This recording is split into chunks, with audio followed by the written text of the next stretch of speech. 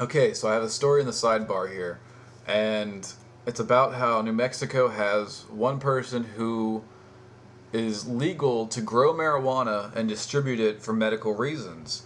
And the story goes on to talk about how Rhode Island wants to open these care centers to distribute legal marijuana to people who use it for medical reasons as well. There's nothing wrong with that. Matter of fact, I know that medicinal marijuana can be helpful. But at the same time, there's a lot of catches to the whole situation, and I would really suggest that you actually read the article because it's going to be able to clear it up a lot better than I can. But it brought me to this point, or consider if you will. Why don't we just legalize marijuana altogether? I mean, there are so many people out there who are doing it. There are so many people, I mean, the younger people are doing it, there's older people who are doing it.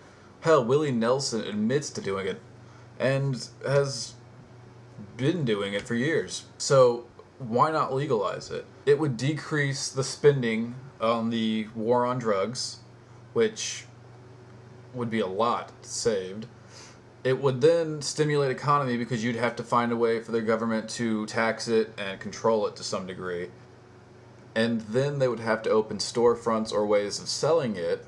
People would then smoke it or whatever they do with it and get very, very hungry, to which they would go out and spend money on food. Plus, people do a lot of impulse buying when they're out of their mind.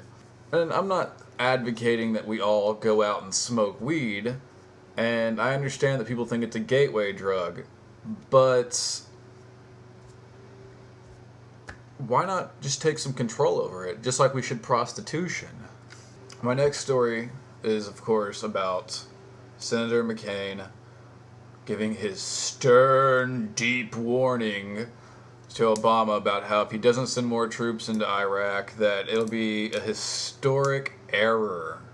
Mainly what McCain is saying is that if we don't send more troops and we end up pulling out, he said pulling out, that we've achieved nothing.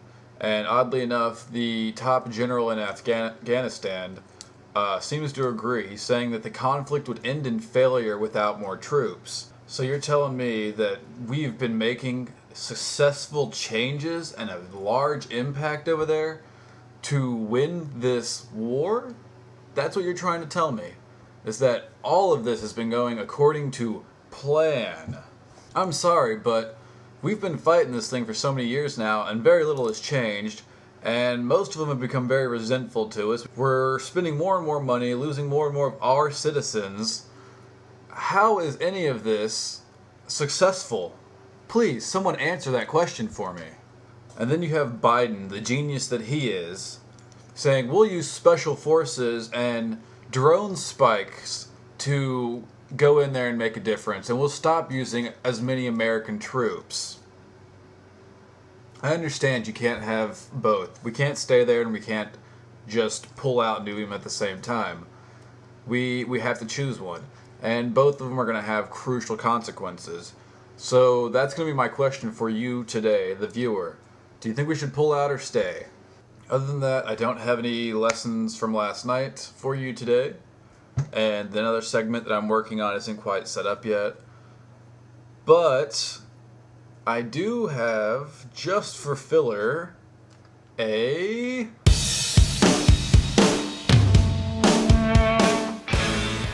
Okay, so today I want to talk about two games. And they're both... Let me rephrase this. One's very close to my heart, the other one's like a redheaded stepchild. Don't get me wrong, I've beat them both, but one of them was without love. And I'm doing this review because they've announced that they're making a third of these games, and that just really saddened me, especially after the second. So, time traveler, if you haven't figured out all the clues yet, then here we go. The game is Fable! Fable 1 was a great game. I mean, it was fun, it was just amazing. The graphics were crappy, but the adventure of it was actually very interesting. It was nice to be able to choose if you want to be good or evil, and it was just very, like, you got very captured by the world. And so all in all, I gotta say, Fable 1 deserves 4 stars, definitely. Then there was this great big hype for Fable 2, Yes, I still own it, sadly. And it's strange because, how do I put this? Peter Molyneux is an idiot. Don't get me wrong, I don't mean he's a complete idiot. I'm just saying his big focus for Fable 2 was to have an experience. I want the player to live the story as if though it's part of their life and to walk away and feel like they've accomplished something.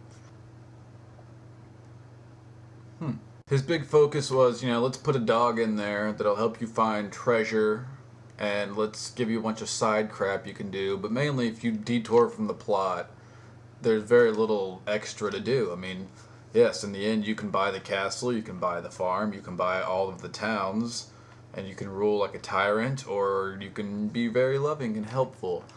But really, it just, after you've beaten it once, and it glitches out on you like it did me, you lose all passion for the game.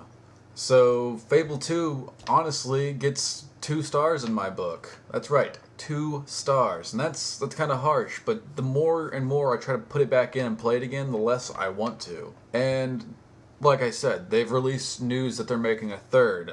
I don't know much about it, other than you're supposed to be the son of the character that you played in Fable 2, who is trying to take over the kingdom and rule.